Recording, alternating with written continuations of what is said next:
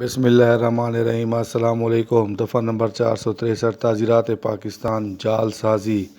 دفعہ نمبر 463 تعزیرات پاکستان۔ جو کوئی شخص کوئی جھوٹی دستاویز یا دستاویز کا کوئی جز یا حصہ عوام الناس یا کسی شخص کو مضرت یا نقصان پہنچانے یا کسی دعویٰ یا استحقاق کی تائید کرنے یا کسی شخص کو جائیداد سے محروم کرانے یا کوئی صریحی یا معنوی معاہدہ کرنے کی نیت سے یا اس نیت سے کہ فریب کا ارتکاب کرے یا یہ کہ فریب کا ارتکاب کیا جائے یا بنائے تو اس نے جعل سازی کا ارتکاب کیا ہے۔